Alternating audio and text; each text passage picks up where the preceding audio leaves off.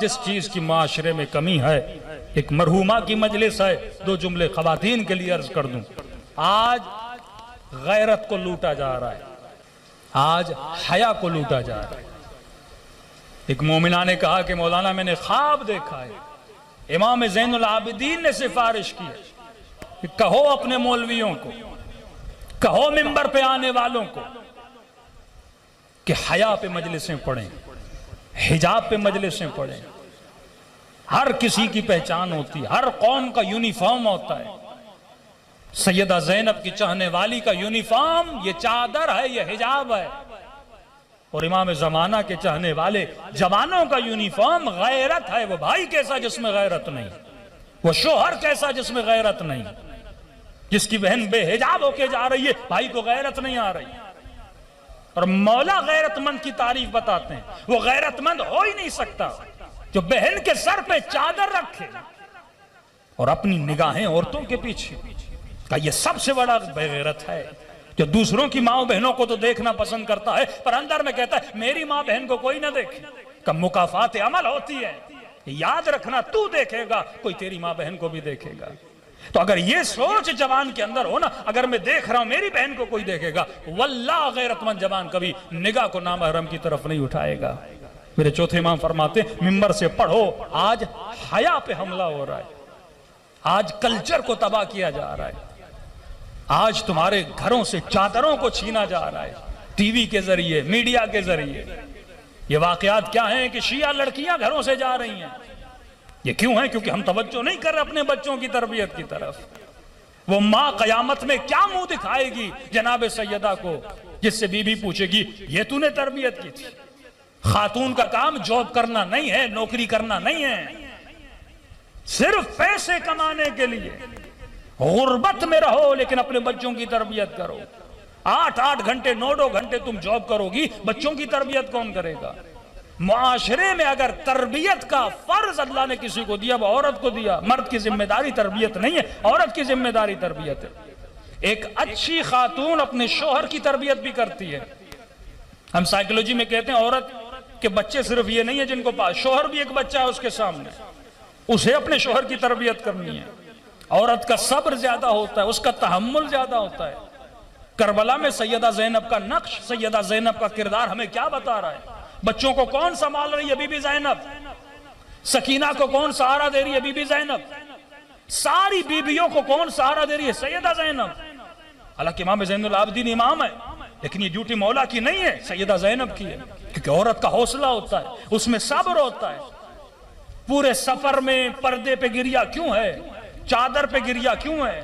کربلا کی ہر مصیبت میں سیدہ زینب کی چادر کا ذکر کیوں ہوتا ہے؟ مومن روتا ہے۔ کبھی سوچو تو صحیح بی بی زینب کو کربلا لے جایا کیوں گیا؟ کبھی سوچو تو صحیح شمر اور آل شمر نے جن پہ تم زیارت عاشورہ میں سو لعنتیں کرتے ہو،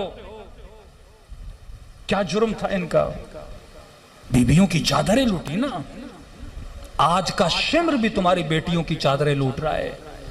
سمعت بذالک فرضیت بے، کیا تو تماشا دیکھ رہا ہے؟ کیا تیری وہ ذمہ داری نہیں جو اہل بیت نے تجھے بتائی؟ تو آج ایک محجبہ خاتون کا یونیفارم یہ ہے جو شرعی حجاب ہے وہ کرے، جو اس کی ذمہ داری ہے۔ بچپن سے اپنی بچیوں کو سمجھاؤ کہ اللہ بچہ عورت سے پیدا کرتا ہے، ماں کی کوکھ سے پیدا کرتا ہے، کوئی ذمہ داری دے کر پیدا کر رہا ہے نا۔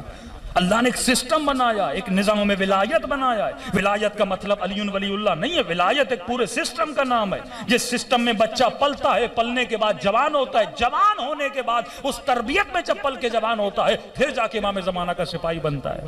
تم نظام طاغوت میں بچے بڑے کرو گے، کلمہ سیکھ لیں گے، نماز سیکھ لیں گے، قرآن سیکھ لیں گے، لیکن آؤٹ پٹ کیا ہوگا؟ حضرت لقمان کی مثالیں کیوں نہیں سمجھتے کہ زمین میں چاول کا دانہ ڈالو لیکن دعا کرتے رہو کہ خدایا گندم دے، گندم دے، گندم نکلے گی۔ گندے نظام میں بچوں کو بڑا کرو گے اور توقع یہ رکھو گے کہ بچے حسینی بنے، کبھی نہیں بنیں گے۔ یہ پورا فارمولہ، یہ پوری میتھمیٹک ہے، 2+2 4 بنتا ہے۔ یہ ہو نہیں سکتا کہ تم غلط تربیت دو، 24 گھنٹے بچے گیموں پہ بیٹھتے رہیں، 24 گھنٹے بچے فلمیں دیکھتے رہیں، اب توقع یہ کرو اس بچے کو خواب میں امام زمانہ کی زیارت ہو جائے۔ دن رات آنکھیں لوگوں کے ناموس کے پیچھے ہوں اور زیارت کربلا پہ کہو کہ خدا امام زمانہ کی زیارت کرا۔ نجس آنکھیں کبھی پاک چہروں کو نہیں دیکھتی، نجس زبانیں کبھی امام سے ہم کلام نہیں ہوتی۔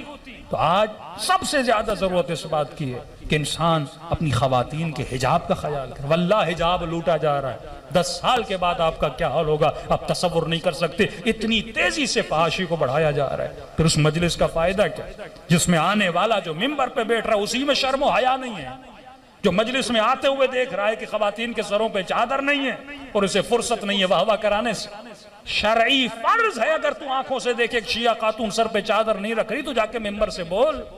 شرعی فرض ہے جب دیکھ رہا ہے آج جوان نشے میں جا رہے ہیں, جوان کی زبان پہ دن رات گالی ہے اور تو ممبر سے ان سے واہ واہ کروا رہا ہے. گالی والی زبان کتنے بھی نعرے مارے اس کا فائدہ نہیں.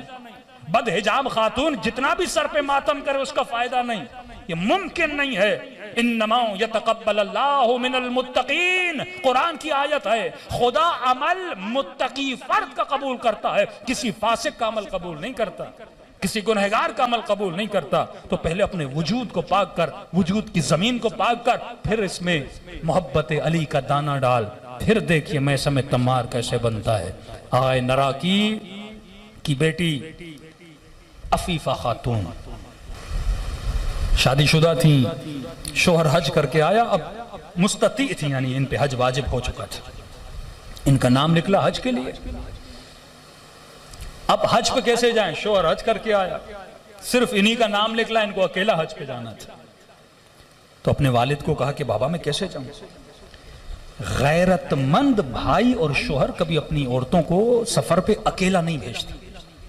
جب غیرت کم ہو جاتی ہے نا تو بیویوں کو اکیلا بھیج دیتے.